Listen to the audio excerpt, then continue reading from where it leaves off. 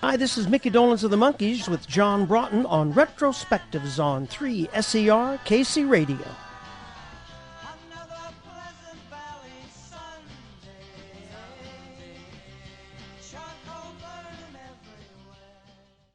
Okay, Right ahead. your parents were involved in showbiz.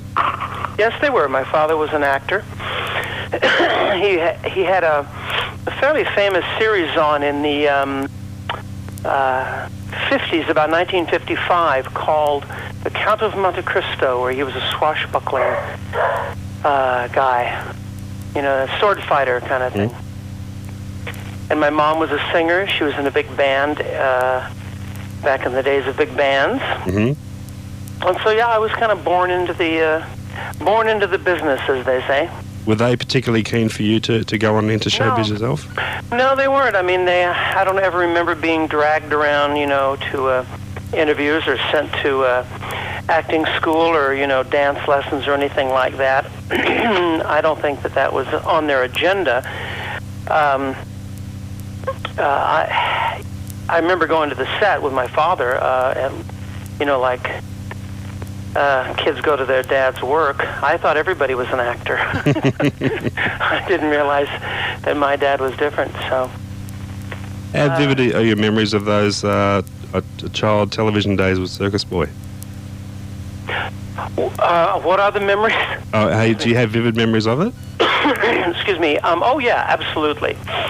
There was no pressure to go in to do it. I didn't even have an agent at the time. It was my dad's agent that I guess must have called up and said, you know, I heard about this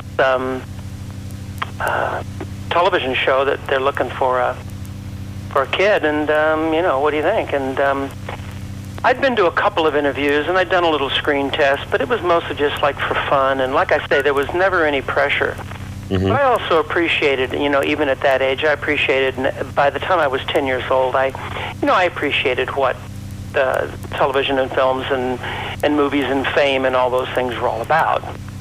You know, so I was keen to, you know, to give it a shot, but Circus Boy thing came as a total surprise, and but even at the time, I remember thinking, you know, this is really cool. Really cool. Having been a child TV star yourself, do you understand and appreciate the pressures that have seen some other child stars' lives sort of go on a downward slide afterwards? Oh yeah.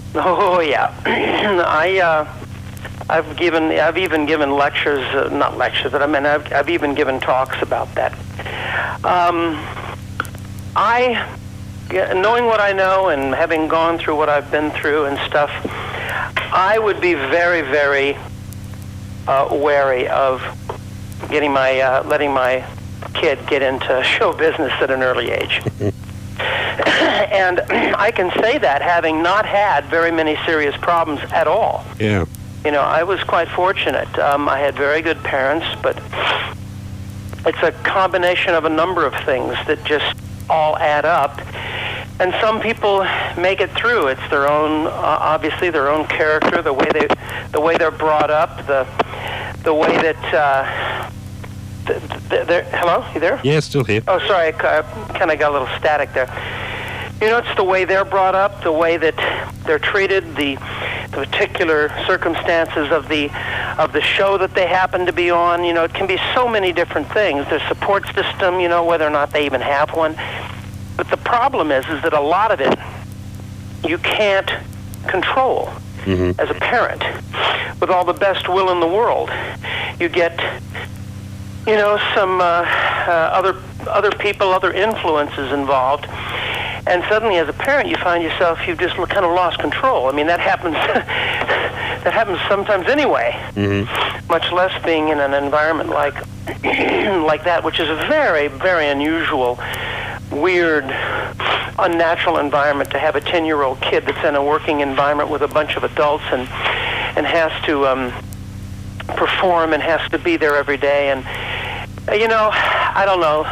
Looking back, I don't know if I would say that I would do it again, but on the other hand, there's a lot of upside too. You know, you can't deny that there's a huge upside.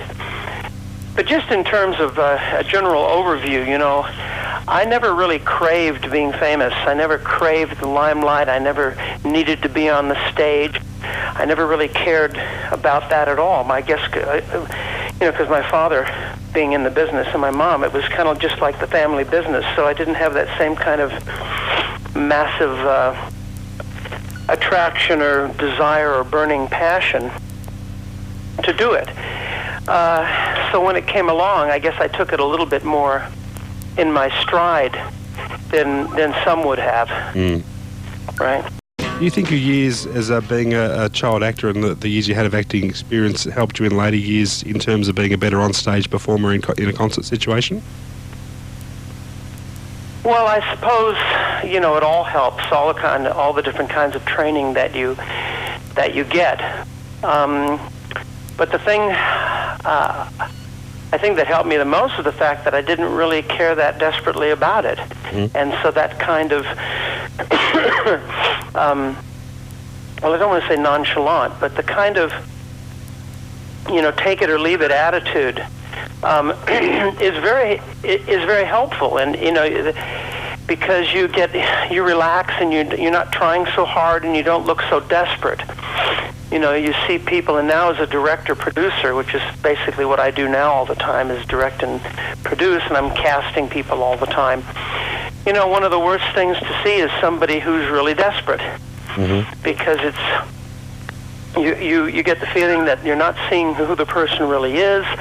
Why are they so desperate? And I guess having been in the business so long, and but by the time I got cast in the Monkees, I'd already been in the business, 10 years. So I think it certainly helped me cope with the monkey phenomena. I'd already been through it once. Circus Boy was quite a successful show. I'd been in parades. I'd signed autographs. I'd even done concerts with my elephant. I was the opening act for the elephant.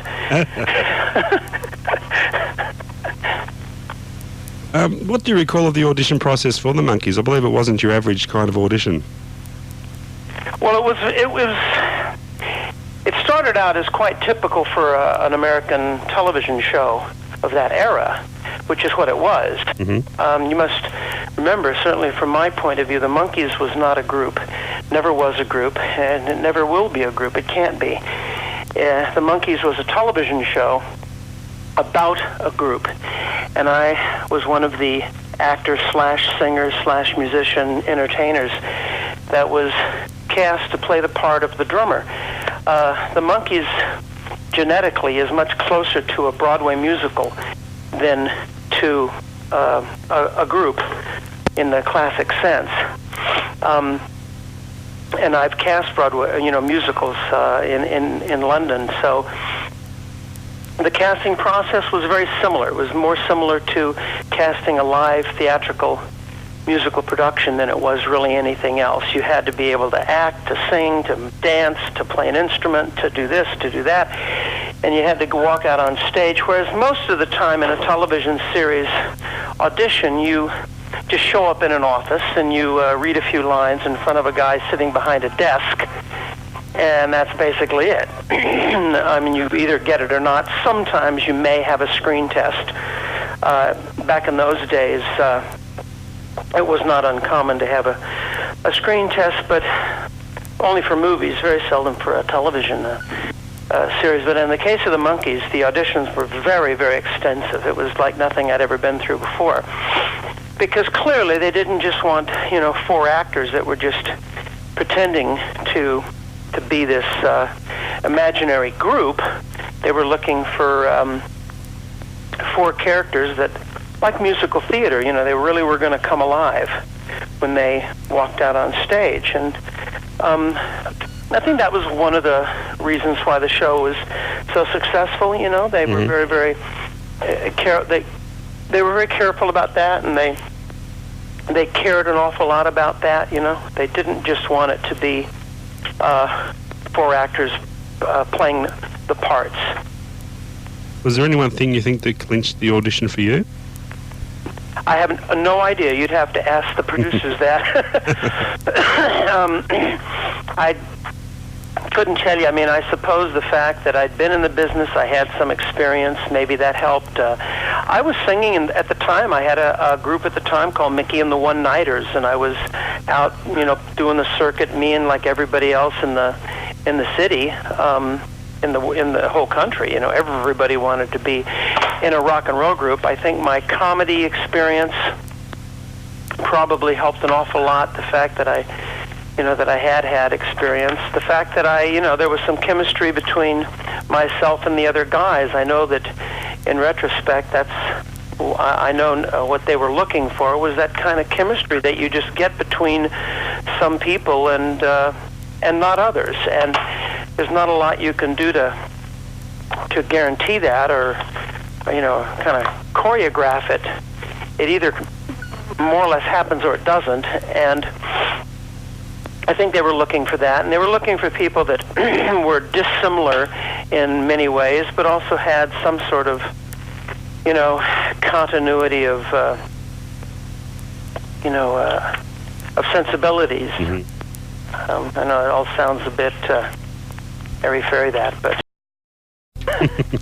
I believe you weren't too keen originally on being allocated the drummer's role.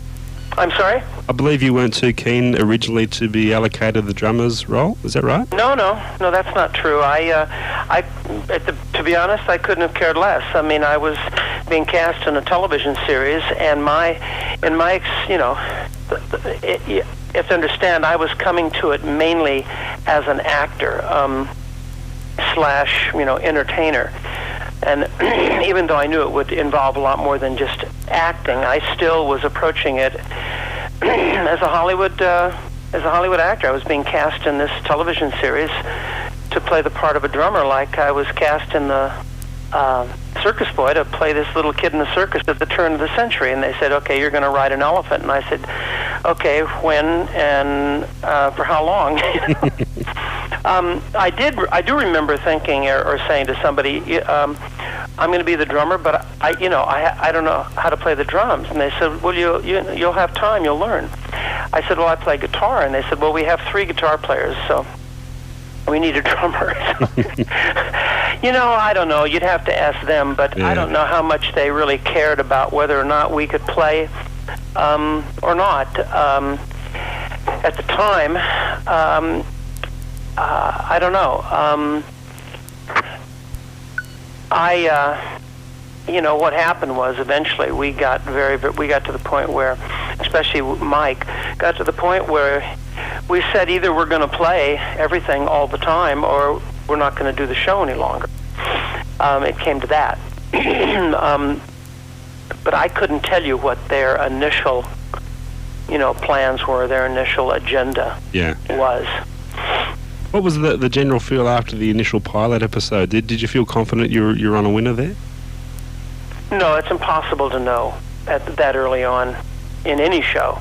I mean, you hope and you try and you do your best, but actually the pilot very nearly didn't sell. They had a terrible time getting the pilot sold to NBC. You got to remember, at that time, it seems, bizarre to think so, but at that time, young people with long hair was still considered to be synonymous with, devil worship and the crimes against nature and the subversive alternative, lifestyle and all that stuff. It was really very bad, and NBC was scared to death about putting this show on the air that showed these 4 young guys with long hair wandering around by themselves,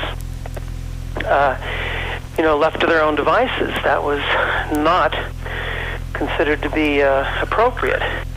And the producers had to fight long and hard to even get it on the air at all. As innocent and as kind of as innocent as it was. Looking back now, of course, it's like a children's show compared to what you see today, of course. But at the time, remember, it was the Vietnamese War, and there was Nixon in the White House, and it I remember the producers, and they tested it, and they went out and they did their, testing and stuff like that, and it came back, did not come back with a very positive response. And so what Bob Rafelson did, I understand, was go back in and recut it. He took out the adult kind of father figure that was in the original pilot, the manager, and he added the interviews, which now became infamous, those original screen tests. Yes. And I guess what it did, it just enamored everybody to the characters on the show, made it more real. And when the show came on the air, it didn't start with an enormous, explosion. It kind of built it slowly, and all the kids started finding it. And then, of course, it just took off and went absolutely bananas. But the show was only on there for 2 years. 2 years. Yeah, that was it. 2 seasons. What about the song selection process? Did you guys have much of a say in that at all in the early stages? How did that work? In the very, very early stages, we had virtually none. And again, that didn't bother me so much because the songs were huge hits, and I was being introduced to people like Carole King and Neil Diamond and Harry Nilsson and Paul Williams and Carol Bayer Sager and all these incredible songwriters, and having these huge hits. So I was not a songwriter, really. I didn't consider myself a songwriter at the time. So I was quite happy to sing those songs and have those enormous hit records. On the other hand, Mike, and especially Mike, but also Peter to some degree, I think that they had approached the whole thing with a slightly different attitude. They were mainly musicians, singer-songwriters, and I think that they had probably somewhere along the line, they'd been promised that they were going to be able to express themselves musically and sing and write songs and have it be a little bit more like a traditional kind of rock and roll group. And I think that they were misled to some degree. It ended up that I know Peter tells the story of one day showing up at one of the first recording sessions with his bass, because he was the bass player. And somebody said, "What are you doing here?" And he said, "Well, I brought my bass. I'm going to play." And they'd laughed. Anyway, so it started out, a lot like that, because we were hired hands to some degree. This was a television, like I say, this was a television show about a rock and roll group. Nobody had ever attempted this before, to try to do this. So Mike and Peter got very discouraged. Mike did really yell and scream. He got a couple of songs on the very first album even, and but it wasn't easy. And he started, telling all of us, guys, we got to band together here. We got to fight for our creative rights and blah blah blah blah blah. And then when I started seeing the royalty checks come in for the songwriters, I thought, that's not a bad idea. And also, I was getting more into it. I was getting more into writing. I was getting more into the music and the performing. And so very early on, we kind of put our foot down, and there's some infamous stories of the battles that ensued. And we said, either we write it all and sing it all and play it all, or we're not going to do it at all. And they capitulated, and the rest is hysterectomy.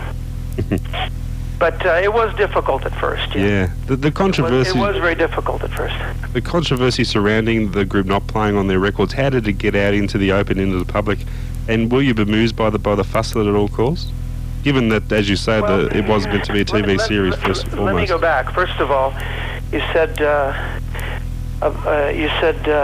about the group not playing its own music. The Monkees was not a group, and you have to appreciate that. Mm-hmm. If you can get your head around that, then the whole thing will make a lot more sense. It's like asking William Shatner, did he mind the criticism that he was really not a Starship pilot? Do you understand what I'm saying? Oh, absolutely, yeah. Now, that's my point of view. You might not get that same answer from anybody else, but the Monkees was not a group. So to ask that question, in a way, it's a moot point. In fact, I've often, because we did eventually end up going out on the road, and we played all the concerts, and Jimi Hendrix was our opening act, and which I find very amusing. And I've often equated it to Leonard Nimoy really becoming a Vulcan. It's almost that bizarre. Yeah. And that's one of the fascinating stories about it. I think that's one of the fascinating things about the whole Monkees story is how that happened, how this television show about this imaginary group suddenly became a group. I mean, nobody until Spinal Tap ever really, kind of tapped that fine line between fantasy and reality. Yeah. So it didn't bother me at all at the time. And we were the ones that told everybody that what the reality was. And you say there was a big controversy, but to be honest, the controversy, it never really affected us very much because we were just too damn successful to care, to be honest. The kids, the fans, never seemed to mind. It really was only a controversy within the media. Mm-hmm. And I think it was because at that point nothing like this had ever been done, where you had a television show about a group, and the members of the group were cast into the group, if you will. There's a very famous story about a group out of England where a manager found a lead singer and a guitar player that he thought was fantastic, and he knew of a drummer and a bass player, English drummer and a bass player, who were also very, very talented. And he got them all together in a room and said, I think you guys should start a group, and we'll call it the Jimi Hendrix Experience. So that's how that group was put together, as it were. And the Monkees was done in much the same way, and except that we also had, of course, a television series. Did the overwhelming success of the record sales more or less catch everybody by surprise, and given that it was primarily a TV project? The whole thing caught me by surprise, yeah. I mean, it still does to this day. The fact that 30 years later we're even having this conversation, what can I tell you? When lightning strikes, who knows how and why and if it ever will again. I think there was a number of reasons why, in retrospect, I think I can pinpoint a number of reasons why the project was so successful. I think one major reason was the quality of the songwriting. The people like Carole King don't write many duff tunes, mm-hmm. and she wrote some of the best songs I think we ever did. Neil Diamond, and all those names that I mentioned, Harry Nilsson, and Boyce and Hart, and Diane Hildebrand, Cara Bassett, David Gates, Jon Stewart. When you have really, really good source material, it's hard to screw it up. And the same thing applied to the television show. The pilot was written by Paul Mazursky, a very famous Hollywood screenwriter and actor and director. Bob Rafelson and Bert Schneider, who are very well known in the industry here, were the ones that created the show.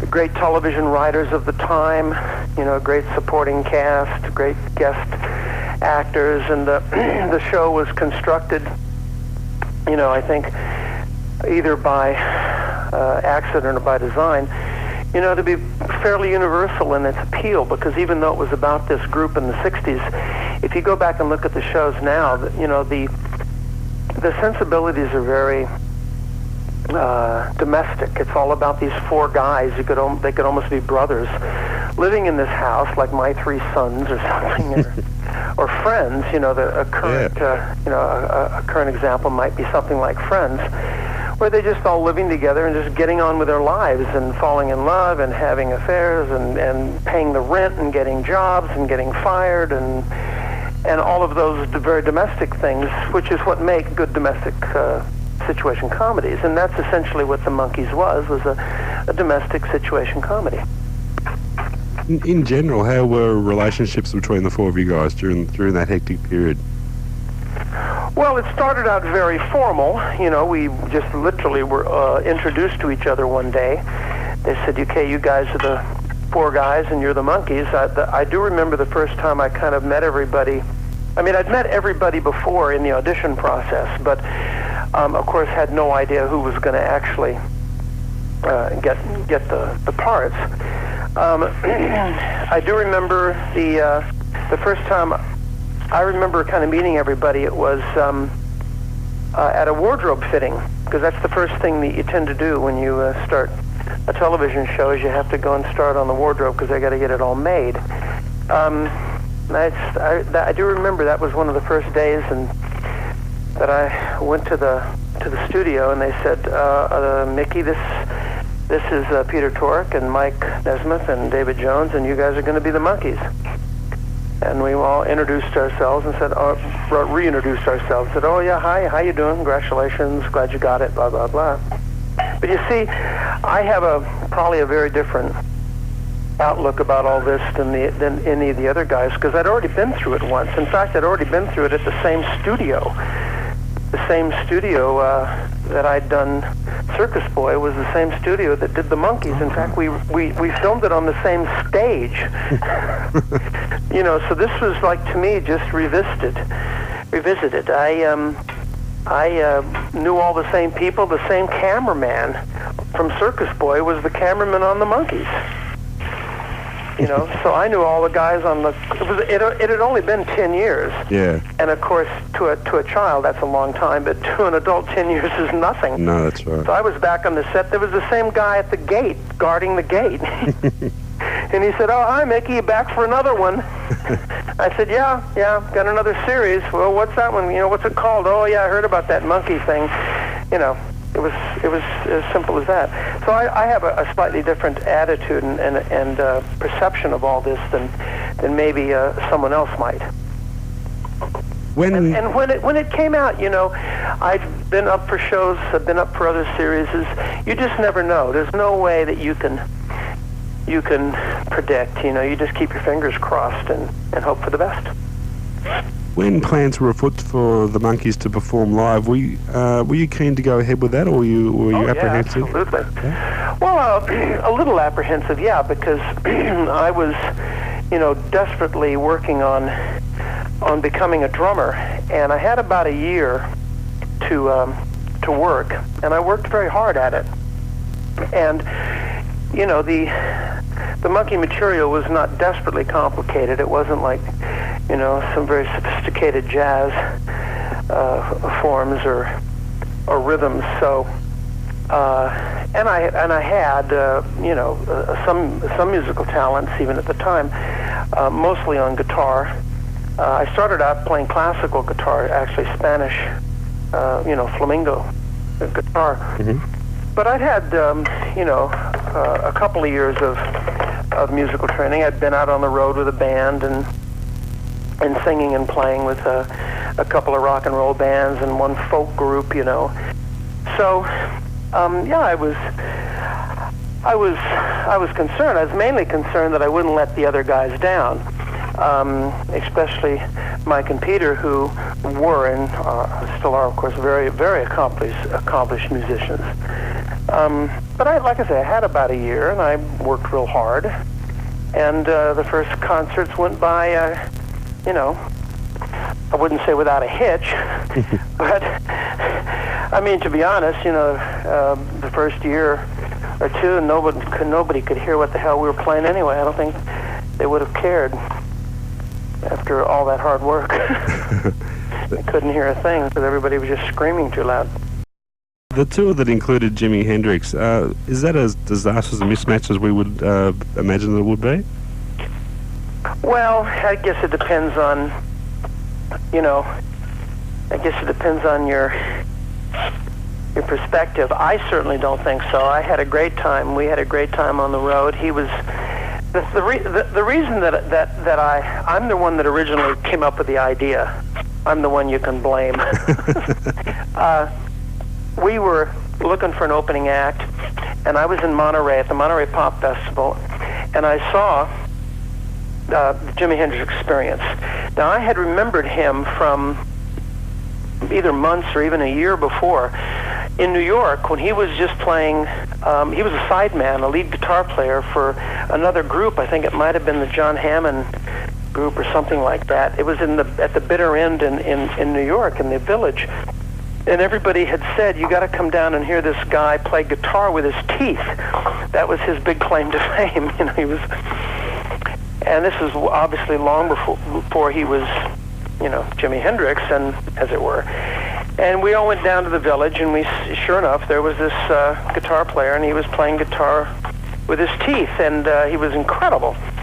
And about I guess, I don't know, it could have been a year later or so, I went to Monterey Pop Festival, and all of a sudden, out comes the Jimi Hendrix Experience, and I said to the producers of the show, of the Monkees show, we were all there hanging out, I said, hey, that's that guy I saw in New York. He plays guitar with his teeth. And that's, the story I told you. Jimmy had gone to London and had met a manager named Chaz Chandler, and Chaz knew about Noel and Mitch, and he basically put the Jimi Hendrix Experience together. And I said, you know, he's very theatric, and he was. Jimmy was very theatric, you know, all the clothes and all the attitude and all the, you know, the wild and craziness and smashing up the equipment. That was all indicative of the times. There was a number of groups that were doing that, The Who being the most obvious. And Jimmy was doing the same thing. He was a very quiet, shy, you know, little kid. And I thought, you know, he's very theatrical, putting on this show, and that's what the Monkees are all about, theatrics and putting on a show. And he'd be great as an opening act. Well, I guess somebody else in his camp, his management, must have thought so too. And he went on the road, and it was strange. I mean, you know, the fans that go see a headliner, they're only there to see the headliner, no matter who it is. And you know, you've heard the famous stories of you know, Axl Rhodes being booed off the stage at a Stones concert, and Jim Morrison, and you know, the list goes on. It's not uncommon. So when he came on stage, you know, we had other acts open for us, like the Fifth Dimension. We had Ike and Tina Turner, and the same thing happened. They come on stage, and the kids basically go, "We want the Monkees," you know, which they're going to do no matter who's on stage. It was kind of strange hearing it in the middle of Purple Haze.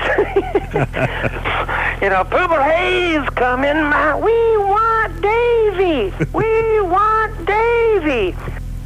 So that was a little bit embarrassing, but we had a great time. And then eventually he broke one of his record on the road, of course, and asked to be released from the tour, and we got another opening act, and he went on to do okay. I think so, yeah.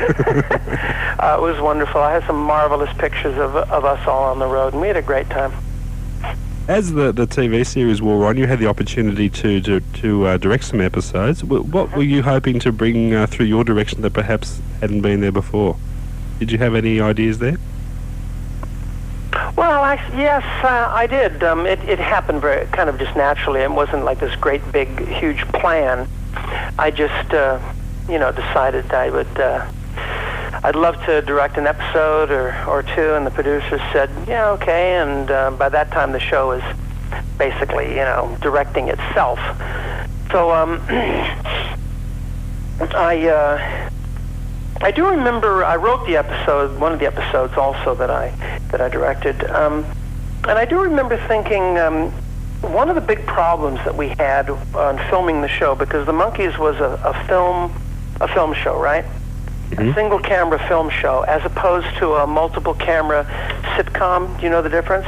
Yep. Right. Yeah. And one of the problems was that we used to do an awful lot of improvisation.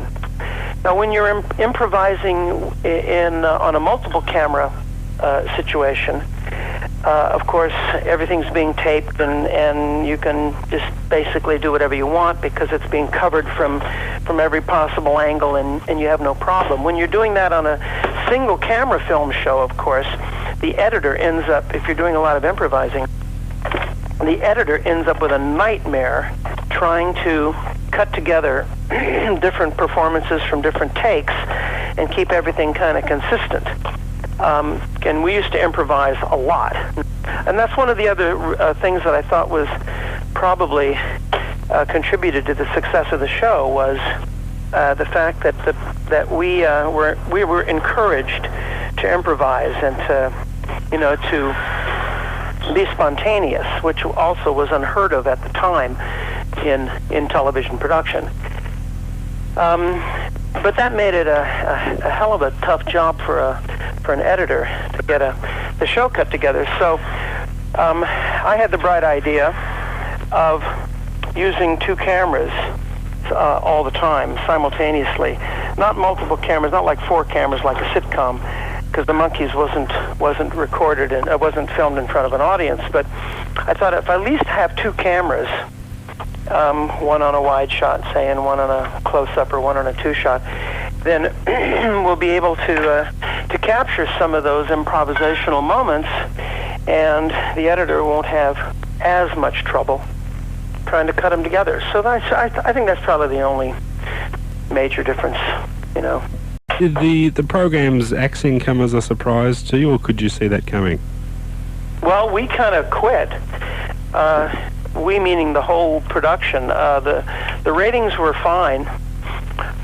We'd been on the road. We had this huge career as you know, a touring act and recording act, and to be honest, we were getting a little bit bored with the showing up on the set every morning at 7 o'clock or 6:30, and having to be the Monkees.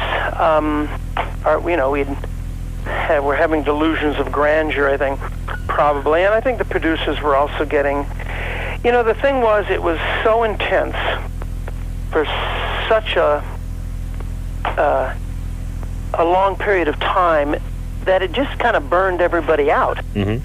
It was one of those things like a space shot, where you plan and you plan for months and months and years, and suddenly this rocket goes up in 30 seconds and either explodes or makes it. Well, ours, kind of made it and went up, but it really burns everybody out. It's real hard to keep up that kind of pace, and we were not only doing a television show 12 hours a day, but we were trying to rehearse, trying to go on the road, recording, and then all the publicity and all the other stuff. So it was not easy, and it just kind of basically burned everybody out, I think.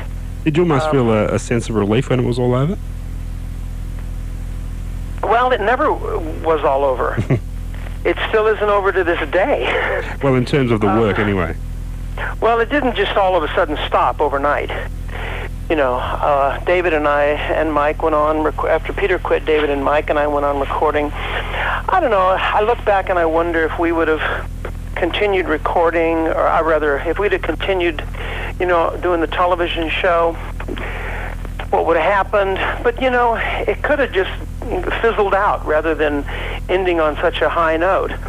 And there's something to be said for, just doing as many episodes as work and then moving on. The English, of course, do that all the time. The classic example is Fawlty Towers, right? 12 episodes. And still showing everywhere, yeah. I'm sorry? And still showing everywhere. Exactly. Yeah. Now, what would have happened if they'd have done 50 episodes? Well, I should think it probably would have got boring as hell. They just did their 12 episodes. They said, that's it. That's what the show is about. Let's move on. So who knows what would have happened if we'd have kept going, ended up as middle-aged Monkees.